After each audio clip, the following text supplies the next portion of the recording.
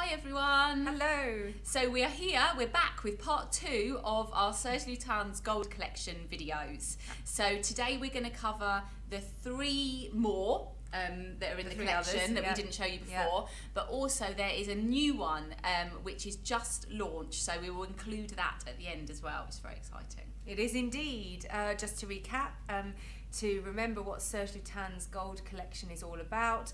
These are really exclusive perfumes, very higher price point, good quality ingredients, beautiful long-lasting scents that at first you might think they're heavy because of the kind of ingredients that are in there, but then soft and silky and sensuous on the skin, and all have that special Serge Lutens touch of genius behind them. Yes, they do. What do you want to start with? Okay, so I will start with a fragrance called Veilleur de Nuit. So what I've got here, I'm going to spray it. So obviously you saw the gold bottles previously have the lovely gold on the front on the black glass. I'm going to spray it on myself, but I have also actually pre-sprayed a blotter because what I found when we were doing the other video was with these fragrances particularly, you really need to let the dry down happen, you know. It's quite different on the dry down. Sure. First of all, to explain the name, Veilleur de Dieux means breath of the gods. I won't attempt to go into the religious reasons behind this fragrance on YouTube. It's probably not a good idea. It's a whole video by itself. Yeah, just to say that Serge has quite a tumultuous relationship with religion in his life, and he often expresses that through fragrances. Yeah, and there's often a kind of hidden meaning and something that goes back to his childhood in most. So in terms of the smell, if you're imagining, you know, God's breath, so something that's kind of powerful but also soft at the same time. What I love about this is that it's very aromatic. Yeah. But it's a deep aromatic. So things that you've got in here, there's quite a lot of sage. I feel like it's not actually a published ingredient, but I feel like there's lavender as well. I can definitely smell that. There is that refined, calming quality to it, for definite. Definitely. Also pine, but not like, if you know Fianigi, which is his pine fragrance from the other collection, it's very different. It's not like being in a pine forest pine. No, I actually can't detect the pine at all. No. Not on first spray, certainly. How is it on the... Even still on here, it's not that prevalent. It's more, there's amber notes and kind of resinous notes, so that gives the kind of warmth to the fragrance, but definitely I would describe it as being quite aromatic. Yeah. Okay. So that's Veilleur de Dieux. Okay, so let's move on. We'll do Renard Constrictor now, which is a great name. Here we go. Now this one is all about, a renard in French is a fox.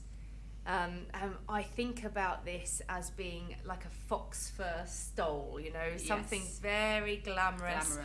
Something maybe that a kind of 1940s lady of aristocracy would wear. Because if you imagine the feel of fur or velvet or something that's going to envelop you, that warmth and that glamour and that sort of feeling of being wrapped in these luxurious ingredients.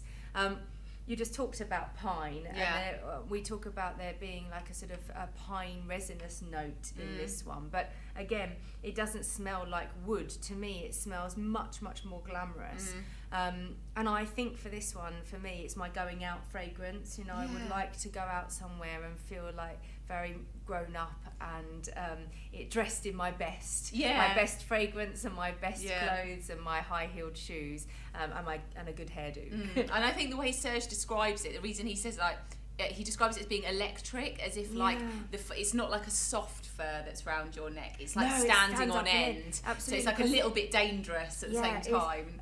I mean, it's quite a sort of leathery base to this. It's quite sweet as well. With a sweetness. It really reminds me of something, and I can't think what it is, but it's kind of it's quite flamboyant, isn't it? You has know, it got tuberose? It smells like it's rich floral in there as well. Then it's not a published ingredient. No, but I feel like it has that something tuberose. Dangerous, seductive element to it.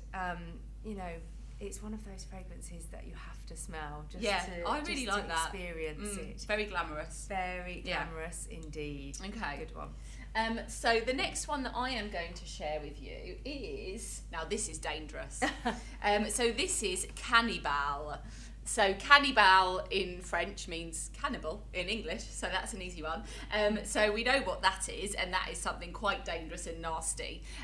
This fragrance is really the epitome of Serge Lutens. That's what he says about it. He says, "This is me in a bottle," which is a little bit worrying if it's called Cannibale. That's true, but I also quite like that with the niche fragrance lines where you get that spirit of the genius creator inside the bottle. You know, we said in a previous video that he tends to create really very self-indulgently for him. And if you buy into that theory, it's really nice to be able to buy a fragrance that really it has the signature of the creator on it, I think.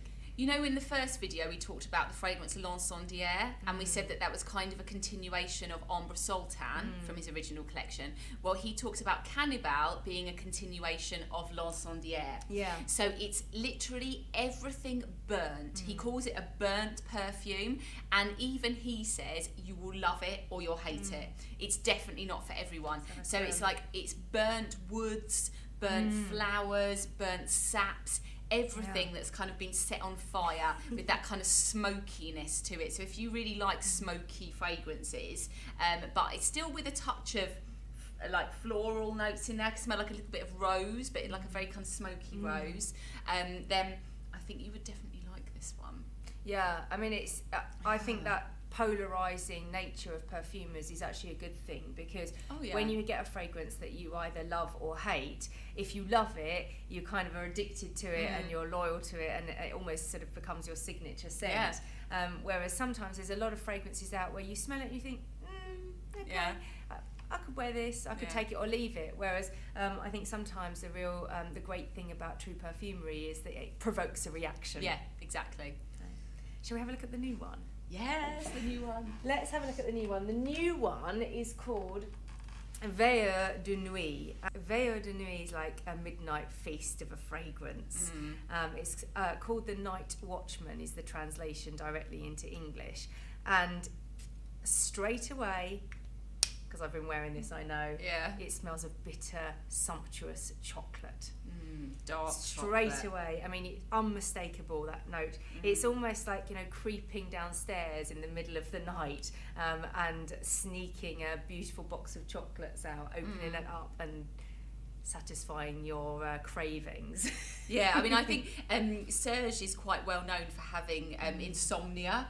And, he is, and so this is a fragrance where he's like saying, what goes on at night when everyone else sleeps. You know, this is what the night watchman sees. Exactly. It's kind of mysterious. This one's got tuberose. So Sarah was talking about the tuberose flower before and maybe detecting it in the previous fragrance of Renard Constrictor. But this one definitely has tuberose. And tuberose, actually, the sort of term of tuberose is often referred to as Queen of the Night. Yeah.